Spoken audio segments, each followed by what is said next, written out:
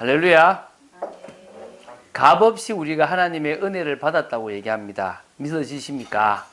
우리가 보통 공짜라고 얘기하면 좀 가치 없다라고 생각을 많이 하는데 참 감사하게도 복음은 값없는 공짜지만 그 가치는 인간의 힘으로는 계산할 수 없는 엄청난 가치가 됩니다.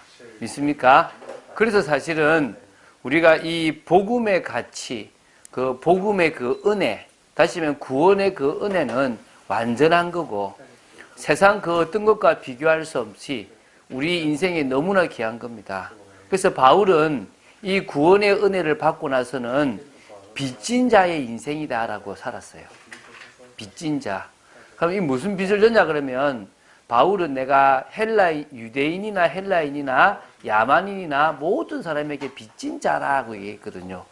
이게 무슨 말이냐면 주님이 값없이 우리에게 이 구원을 주시면서 하신 말씀이 너가 값없이 받았으니까 값없이 다른 사람에게 전하라. 그게 바로 이 구원을 받을 수 있는 자격이고 또 어찌 보면 너희들이 해야 될 일이다 라고 말씀하신 겁니다. 그래서 바울은 내가 모든 사람에게 빚진 자이기 때문에 나는 모든 사람에게 복음을 전해야 된다라는 생각으로 살았습니다. 그래서 사실은 전도와 선교가 귀한 겁니다. 귀한 거죠. 이번에 그 신천지 쪽에서 청와대에다가 뭐를 이렇게 투서를 했냐 그러면 목사가 강제로 이렇게 뭐냐면 종교를 그러니까 다시 말 이렇게 막 그 할 수 없도록 개종하게 할 수 없도록 하는 어떤 그런 거를 이제 서명 운동을 받았어요. 그게 뭐냐면 이제 신천지에 너무 많이 빠지니까 이제 엄마 아버지가 이제 목사님하고 같이 가서 그 아이를 뭐 끄집어내는 일들이 일어나니까 그거를 막으려고 이제 그런 법을 올렸거든요. 사실은 어찌 보면 세상 사람들이 볼 때는 신천지가 맞는지 또 우리 기독교가 맞는지 모를 수 있습니다. 그러나 분명한 것은 성경을 알고 있고 하나님 말씀을 알고 있는 우리는 뭘 알 수 있습니까? 진짜 이 복음 아니면 안 된다라는 답이 난 겁니다. 그러니까 어떻게 하죠? 가족들에게도 전하고 또 아는 사람한테도 전합니다. 제 친구 중에 한 명은 제가 복음을 전하니까 숟가락을 탁 놓고 대학생 때 네 친구가 어떻게 그럴 수 있냐 이러는 거예요. 왜? 어떻게 나한테 복음을 전하냐는 거지. 친구가. 그 제가 숟가락을 탁 놓으면서 그랬어요. 친구라서 전한. 그래서 전한다. 나는 너를 우리에게 데리고 올 마음도 없고 그럴 마음 없다. 내가 만난 이 예수님을 너한테도 전하고 싶은 게 내 마음이다. 맞지 않습니까? 저는요 무속인을 찾아가서도 그런 얘기를 합니다. 무속인한테 이제 나중에 이제 복음 전할 딱 기회가 되면 당신이 모시고 있는 신이 대단하냐? 하면 대단하다 그래요. 그러면 제가 뭐든 다 맞추냐? 다 맞춘대. 그러면 그 대단하고 다 맞추는 신을 자식한테 물려주면 자식이 좋겠네요? 딱 물어요. 그럼 자식이 뭐라 하겠습니까? 앞에 있는 그 무당이 책상을 탁 치면서 무속인이 그런 소리 하지 말라고.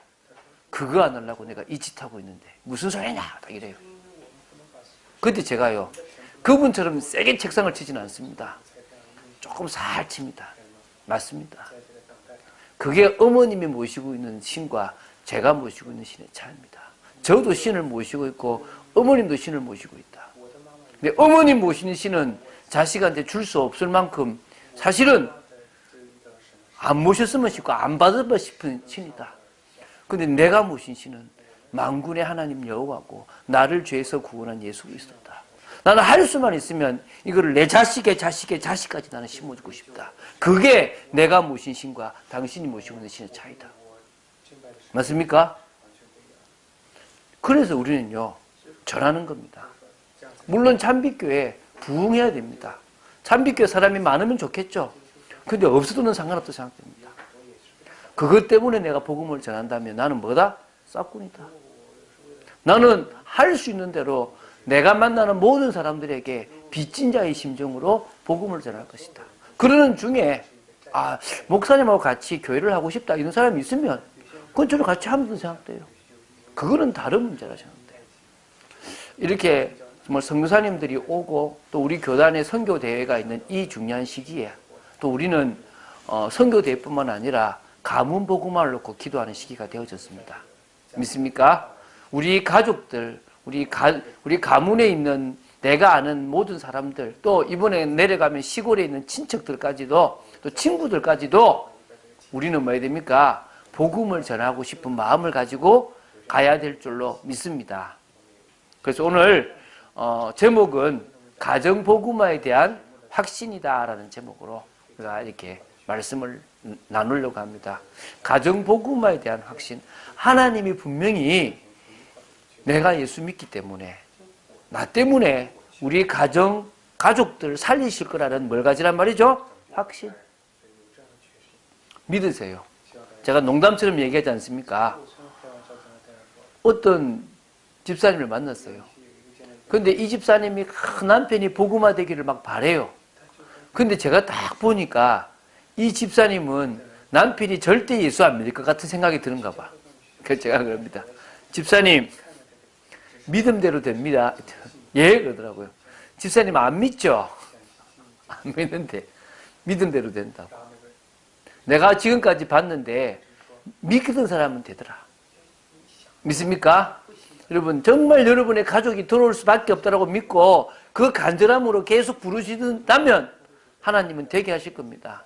여러분, 그 가족들이 하는 말에 속지 마시기 바랍니다.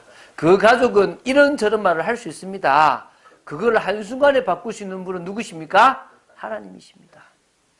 자, 그래서 오늘은 먼저 주 예수를 믿으라. 그리하면 너와 네 집이 구원을 받으리라고 했는데, 주 예수를 믿으면 어떠한 일이 일어나는가? 이것부터 우리가 한번 나눠보도록 하겠습니다. 여러분, 내가 예수님을 진짜 주로 고백하고 예수님을 진정으로 나의 주, 나의 하나님으로 믿는다면 어떤 일이 일어나겠습니까? 그 올바른 주 예수를 믿는다는 것의 참 의미는 두 번째로 한번 나눠보고요. 먼저는 뭐부터 나눠본다고요? 주 예수를 제대로 믿으면, 내가 올바로 믿으면 어떤 일이 벌어지는가? 오늘 우리가 아까 그 성경 퀴즈 나온 것처럼 하나님의 아들 예수님을 뭐요? 믿는 것과 아는 것이 하나가 되면 뭐가 된다 그랬죠? 온전한 사람이 된다 그랬습니다. 믿으십니까? 우리가 주 예수 그리스도를 제대로 믿으면 온전한 사람이 되는 겁니다. 그 온전한 사람이 되면 일어나는 일이 있는 겁니다. 오히려 믿으면 온전한 사람이 되는 것도 일어나는 일 중에 하나겠죠. 한번 보겠습니다. 첫 번째가 뭐냐면, 나 개인이 먼저 이 구원의 축복으로 변화되어집니다. 믿습니까? 이게 가장 중요한 첫 번째예요. 나 개인이 먼저 하나님이 주신 그 구원 안에 있는 어마어마한 축복으로 변화된다는 겁니다. 이거를요, 육신적인 변화로 보지 말고요, 영적인 변화로 봐야 됩니다. 많은 사람들은 그런 이야기를 합니다. 내가 예수 믿었는데 병이 나았다. 예수 믿었는데 불면증이 치유됐다. 예수 믿었는데 가정의 문제가 해결됐다. 그럽니다. 그런 경우가 바로 일어나는 사람들이 있습니다. 참 감사한 일이죠. 그런데 저는요, 그렇게 일어나지 않는 게 더 좋다고 생각됩니다. 제대로 믿어서 일어났으면 다행이지만 제대로 믿지 않았는데도 그런 일이 일어난다면 위험하다고 보는 겁니다. 자, 그래서 나와 상관없이요, 이 영적인 변화 중에 가장 큰 게 신분이 바뀌는 거예요. 내가 흑암의 권세에 있다가 하나님 나라의 그 속으로 들어가는, 다시 말하면 마귀의 자녀와 비슷한 수준의 사람으로 있다가 이제 뭐죠? 하나님 자녀의 권세를 가지게 된 겁니다. 믿습니까? 이게요, 엄청난 변화예요. 영적으로 사단이 벌벌벌 떨만한 비밀을 가진 거예요. 영적으로 하나님이 새로운 방법을 가지고 역사하실 수밖에 없는 신분이 되어졌다는 거예요. 내가 예수를 믿는다는 거. 눈에 아무 변화가 없지만 내가 하나님의 자녀가 됐다는 순간부터 하나님은 히브리서 1장 14절에 있는 것처럼 구원받을 후사들을 위하여 누구를 보냅니까? 천사들을 보냅니다. 천사들을 보내서 저와 여러분의 삶을 지키신다니까요. 보호하신다니까요. 믿습니까? 그게 우리에게 영적인 변화예요. 내가 어디를 가든지 내가 혼자 있는 게 아니라 주님이 성령으로 함께 있고 또 천사가 우리가 가는 곳마다 보호를 하고 있다는 겁니다. 우리가 막 거드름 피우라는 게 아닙니다. 뭐라고요? 당당하라는 겁니다. 여러분이 누군지 제가 이거 모를 때는요, 키 작죠, 뭐 여러 가지 얼마나 제가 연약합니까? 전 참 이렇게 사실 여러분들이 알 때는 제가 되게 좀 담대해 보일지 모르지만 전 내성적인 성격의 소유자예요. 좀 이렇게 남한테 내가 있는 걸 잘 말 못하는 그런 사람 중에 한 사람입니다. 그런 제가요, 예수 믿고 나서 바뀌더라는 것입니다. 믿습니까? 여러분들에게도 영적인 변화, 요거 하나의 변화가 커요. 여러분이 지금 신분이 바뀌었다라는 이 하나의 이게요, 영적인 축복, 다시 말하면 구원의 축복을 여러분 것으로 누릴 수 있게 되느냐 안 되느냐의 어떤 중요한 그 포인트가 되는 겁니다. 자, 여러분들이 하나님의 자녀의 권세를 가졌으면요, 두 번째로 뭐가 되냐면 성령의 은혜로 이제 믿어진 거잖아요. 그러면 성령의 역사를 체험하는 거예요. 이게 이제 구원받은 축복으로 변화되는 과정인데요.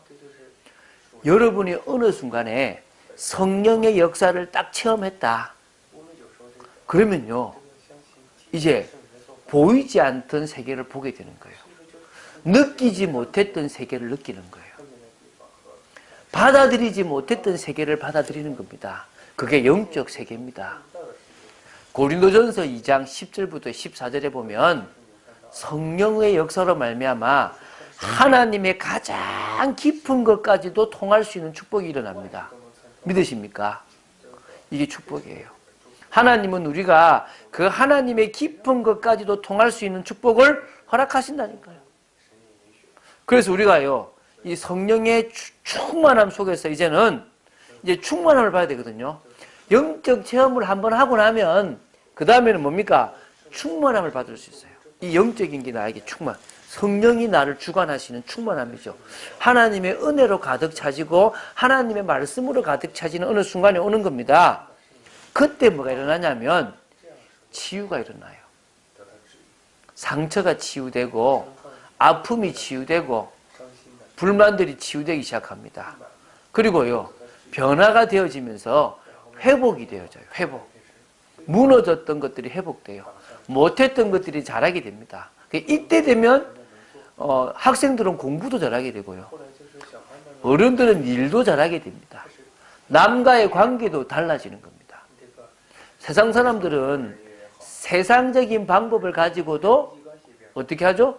조금 편안하게 남들과 달라진 모습들을 보입니다. 근데 그거는요, 조금 자기가 마음만 고쳐먹어도 일어날 수 있는 일입니다. 근데 우리가 말하는 건 그 정도가 아닙니다. 진짜 변화가 일어나요. 진짜 회복이 일어나요. 더 이상 무너지지 않는 회복이 일어난다니까요. 하나님은 우리가 그런 회복을 할 수 있도록 역사하십니다. 믿으십니까? 그러면요, 그때부터 이제 우리의 삶이 이제 인도를 받아가요. 제가 그런 얘기를 했어요. 어떤 분한테.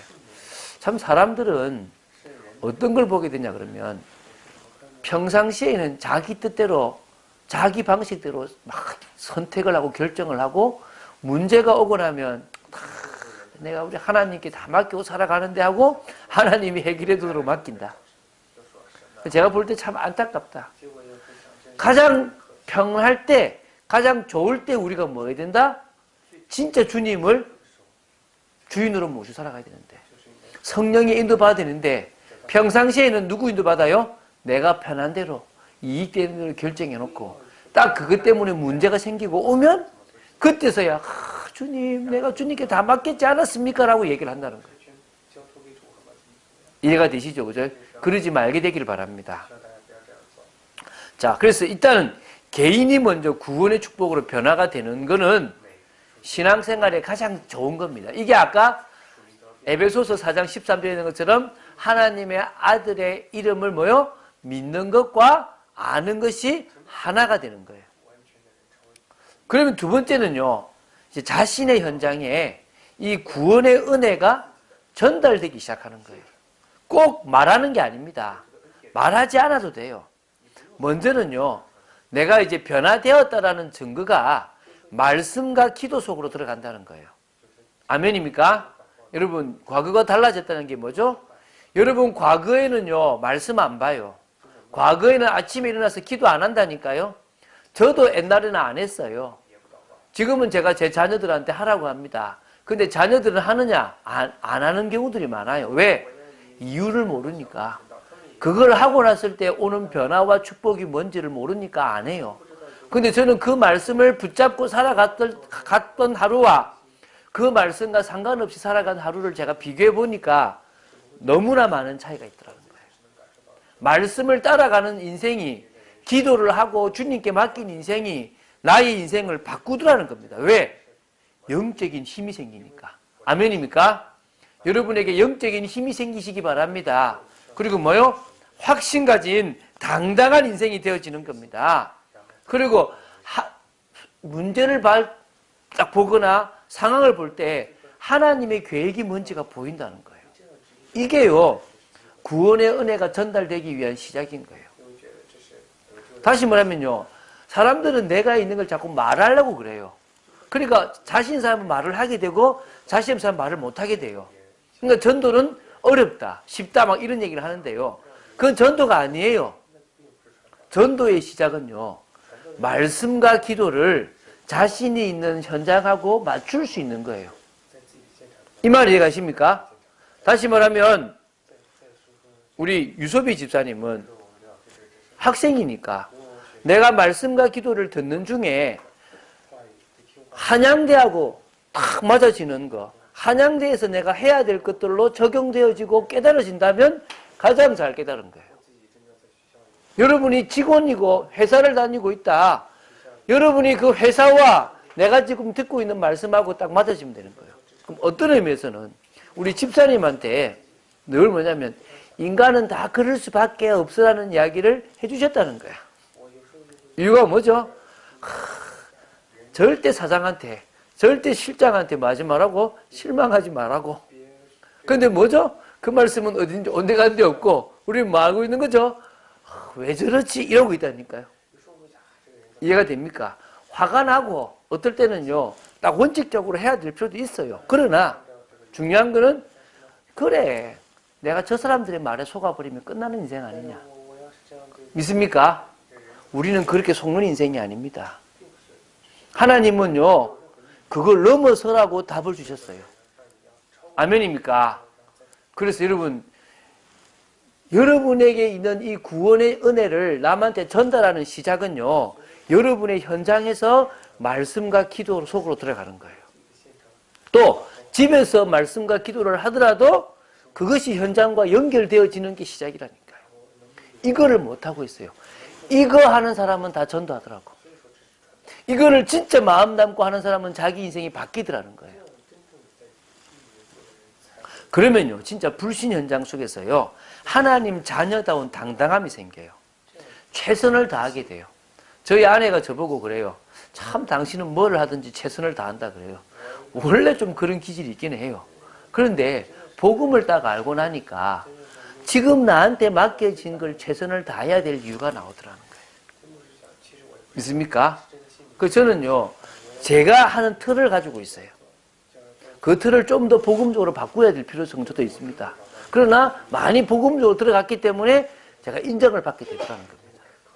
그래서 하나님께 영광이 되는 거죠. 아, 저 사람 보니까 예수 믿고 싶다라고 되는 거죠.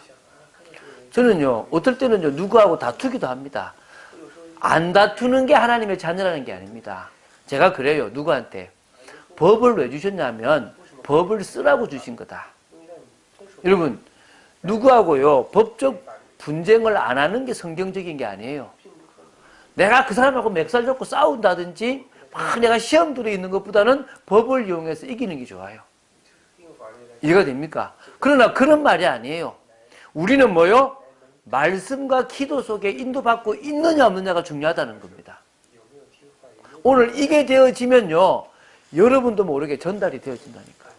그런 축복을 누리게 되길 바랍니다. 그러면요, 많은 사람들에게 만남과 이야기 중에요, 순간 나도 모르게요, 이 사람이 예비된 영혼인가라는 생각이 나올 때가 있어요. 그거까지 갔다면 여러분은 아주 지극히 확실히 정상입니다. 믿습니까? 제가 여기까지 간 사람을 잘 못 봤어요. 이해가 됩니까? 여기까지 가보세요. 여러분, 제가 제 친구가 있는데요. 이 친구는 제가 초등학교 때 이제 교회를 데리고 갔던 친구예요. 근데 교회를 중간에 얘는 안 다녔죠. 근데 얘가 힘들었다는 걸 저는 몰랐는데요. 중학교 2학년 때인가 2학년 때인가 걔가 내보고, 야, 태성아, 나 교회 가면 안 되겠나? 이러더라고요. 와라. 지금 생각해보면요. 내가 계속 그냥 열심히 교회 생활을 하고 있는 모습이 걔 눈에는 좋게 보였겠죠. 그러니까 자기는 너무 힘든 상황이니까 나 교회 가고 싶다라고. 지금까지 교회 다녀서 안수집사가 되어 있습니다. 저는 그게 맞다고 생각되거든요. 여러분이 여러분의 길을 꾸준하게 하고 있으면요. 누군가가 와서 나 좀 도와다. 나 좀 도와줘. 라고 이야기할 거라는 겁니다. 그때까지요. 묵묵히 여러분의 길을 가면서 말씀과 기도 속으로 들어가 보세요. 아멘입니까?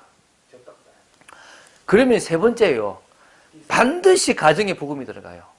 제가 왜 이 가정의 복음이 들어가는 걸 2번으로 안 하고 3번으로 했냐 그러면요.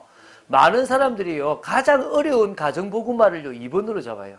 그러니까 먼저요. 자기는 은혜 받으면서 막 가족들 복음하고 싶어요. 근데 가족 복음화는요. 내가 변화해야 됩니다. 내가 변하지 않으면 가족 복음화 된다 안 된다? 안 된다는 거예요.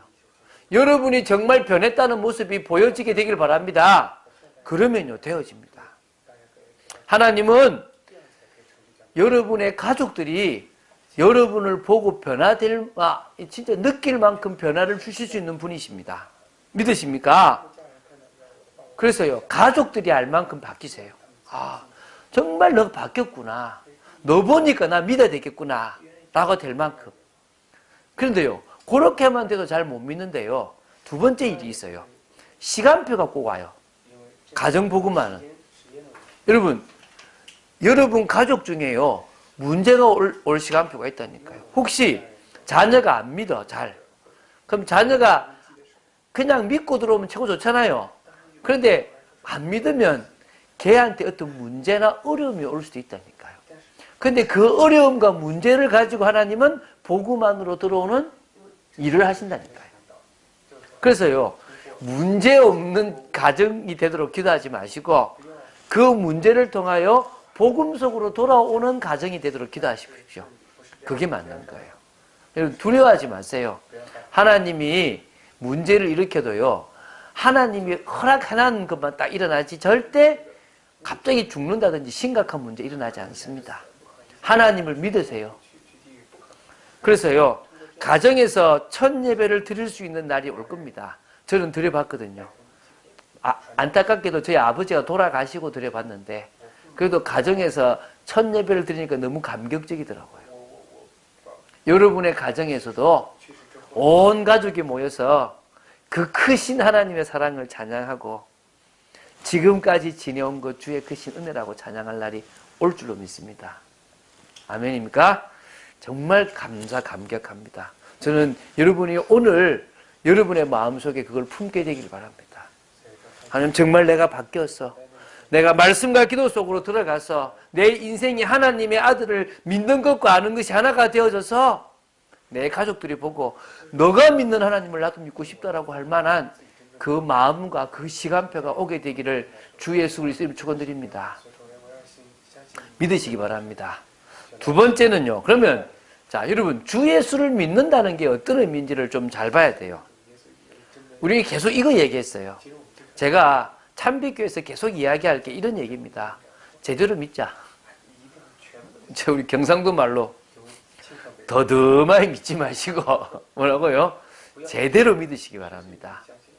온전한 사람이 될 만큼 하나님이 인정하실 만큼 마귀가 인정할 만큼 여러분 제대로 믿으세요. 여러분 그 사도행전 19장에 보면요 이런 말이 나와요. 스게와의 7 아들이요 막 이렇게 가짜로 막 복음 전하고 귀신 쫓아내려고 그래요. 그러니까 귀신이 뭐라고 하냐면 내가 예수도 알고 바울도 아는데 너는 누구냐? 여러분, 마귀가요 바울을 확실히 알았어요. 지금 이건 내가 예수도 알고 하목사도 아는데 너는 누구냐? 이래야 될 거 아닙니까? 아멘입니까? 내가 예수도 알고 김집사도 아는데 너는 누구냐? 이 정도로 여러분 답나시기 바랍니다. 그래서요, 예수님을 믿기 전에 하나님과 인간의 관계를 알았다는 거예요. 여러분, 그냥 믿는 게 아니에요. 모르면 못 믿거든요. 그럼 어떤 관계입니까? 하나님은 창조주, 우리는 뭡니까? 피조물. 창조주 하나님과 피조물 인간을 이해해야 됩니다. 그런데 그 인간이 하나님의 형상대로 창조되어졌기 때문에 하나님 없이는 살 수 없는 존재다. 믿습니까? 요게 여러분 알아줘야 돼요.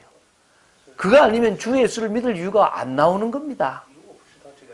두 번째는요, 그런 우리가 현재는 하나님을 떠나서 저주와 재앙 가운데 있었구나. 여기서 절대 벗어날 수가 없는 상황 속에 있었구나. 지금 하나님 떠난 진노 속에 있구나. 이걸 알았다는 거예요. 다시 말하면 원래 인간과 하나님과의 관계, 지금 우리 하나님 떠난 인간과 하나님과의 관계를 안 거예요. 지금 우리는 하나님과 원수였거든요. 우리는 아니지만 예수 믿기 전에. 두 번째요, 내가 주 예수를 믿는다는 것은 주 예수께서 누구신지를 분명히 안다는 거예요. 알았다는 거예요. 예수님은 누구냐? 하나님께서 인간을 너무 사랑하셔서 인간의 문제를 해결하기 위해서 보내신 여자의 후손, 메시아 그리스도라는 사실을 안 거예요. 믿습니까? 여러분, 예수님이 바로 하나님이 창세기 3장에서부터 보내시려고 약속했던 여자의 후손, 구약의 그 역사 속에 메시아 그리스도라는 사실을 알지 않으면요, 그분을 주로 고백할 수가 없어요. 두 번째, 이 예수님이 인간의 죄를 십자가에서 해결하셨고 부활하셔서 우리를 의롭다 하셨다는 사실을 믿어야 됩니다. 십자가와 부활을 통하여 그리스도의 일, 죄 문제, 사단의 운명 사주팔자 문제, 하나님 떠나서 지옥 가야 될 문제를요 해결하셨다는 사실을 알아야 되는 겁니다. 그리스도 믿습니까? 그러면요, 우리가 어떠냐면 이 예수님, 우리를 피로 값주고 사신 예수님이 바로 나의 구주, 나의 하나님이라는 사실도 알아야 되는 겁니다. 피로 값주고 샀으니까. 그렇죠? 요런 믿음이 있으면요 제대로 믿는 거예요. 자, 세 번째, 예수님을 믿을 때 우리의 인생이 어떻게 바뀌고 어떻게 되는지를 아는 것이니까 맡기는 거죠. 믿는 거죠.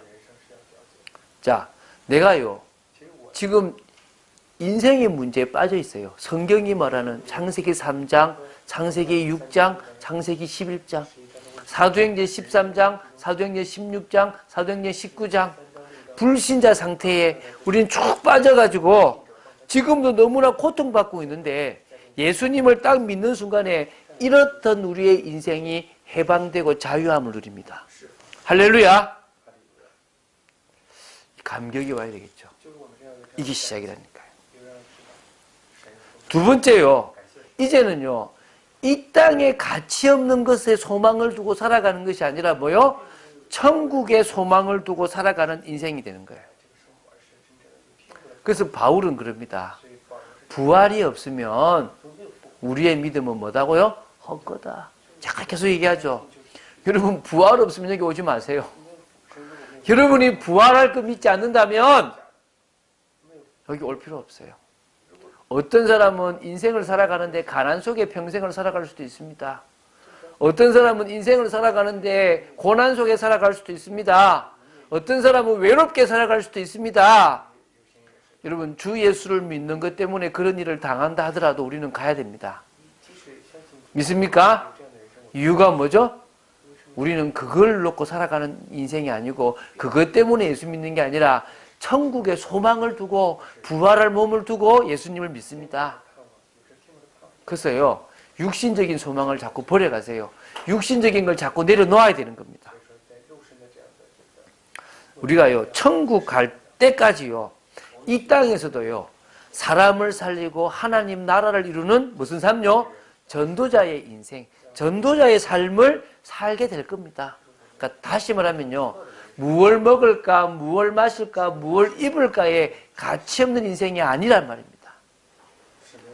제가요, 주 예수를 믿는다는 것이 이 세 가지 의미를 딱 알고 나서부터요, 사람이 안 부럽더라고요. 이거 알고 나서부터 제가 어디로 가야 될지가 나오더라는 겁니다. 오늘 여기 다 나왔죠?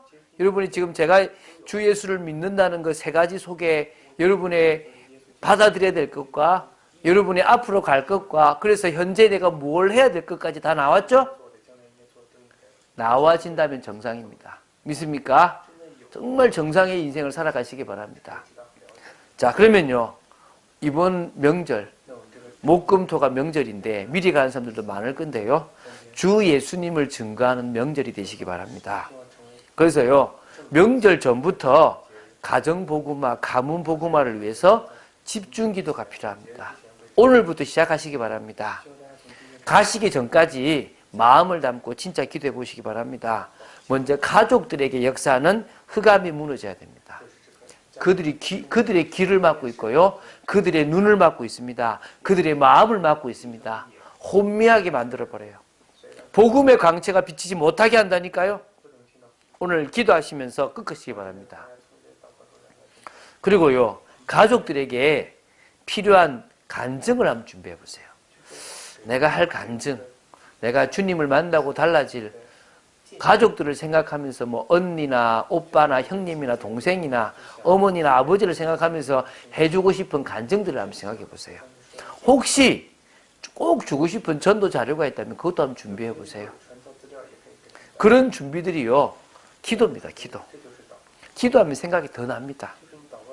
그리고요, 이번 명절에요, 전도하기 전에요, 영적인 힘을 놓치지 않는 영적 생활에 대한 계획을 잡아보세요.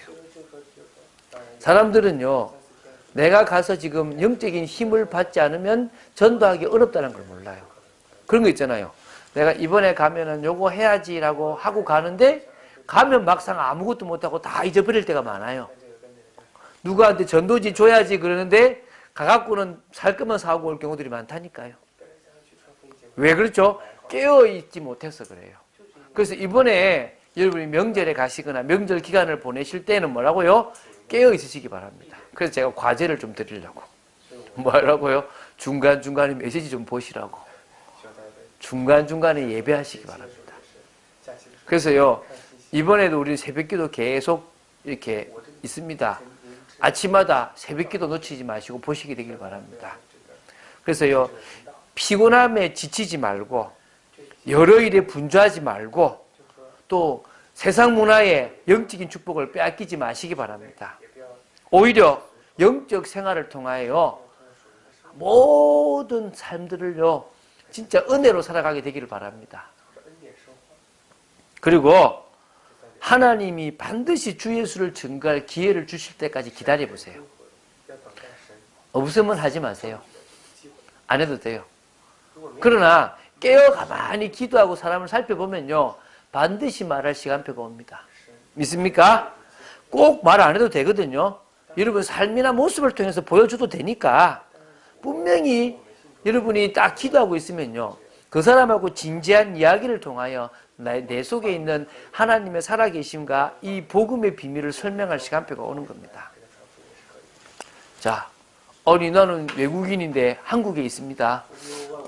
우리 가족들은 중국에 있습니다. 어떻게 하면 좋겠느냐? 명절에 통화해 보세요. 통화하면서 잘 지내냐 안 물으면서 그냥 이런저런 이야기 속에서 하나님의 계획도 발견해 보신다면 중요한 시간표가 될 줄로 믿습니다. 끝까지 성령인도 받아보세요. 그리고 뭐 해보라고요? 성령 충만 받아보세요. 이번만큼은 결단해 보세요. 하나님, 정말 제가 명절에 지지 않는 인생 되기 원합니다. 하나님이 원하시는 뜻을 이루어보는 인생 되어지기 원합니다. 분명히요, 여러분을 통하여 귀한 일을 하실 겁니다. 자, 메시지를 맺겠습니다. 하나만 기억하세요. 내가 온전히 주 예수를 믿으면 내 속에서부터 진정한 변화가 일어난다. 아멘? 그 변화는 성령의 역사로 이어지게 되어 있다. 그 성령의 역사는 현장의 전도로 이어지게 되어 있다. 그래서 여러분 자신이 먼저 변화의 축복을 누리게 되기를 주 예수 그리스도 이름으로 축원드립니다. 주는 그리스도시요 살아계신 하나님의 아들이심을 고백합니다. 진정으로 저희들이 주 예수님을 온전히 제대로 믿는 믿음의 사람으로 서기를 원하고 저희들의 삶 속에서 말씀과 기도 속에 늘 있는 저희들 되기를 간절히 소원합니다. 참 부족한 저희들입니다. 세상적인 것이 먼저 앞설 때가 많은 저희들입니다. 나태하여서 자꾸 육신과 마음이 원하는 것을 자꾸 하려고 하는 부족한 저희들입니다. 그래서 하나님의 은혜가 필요합니다. 힘을 허락하여 주시옵소서. 능력을 허락하여 주시옵소서. 하나님이 채워주셔야 됩니다. 하나님이 은혜를 내려주셔야 됩니다.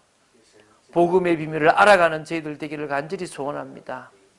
진정으로 이번 명절을 통하여 하나님의 나라가 저와 저의 가정과 가문에 증거되는 축복이 있도록 역사하여 주시옵소서. 주 예수 그리스도 이름으로 기도드립니다. 아멘.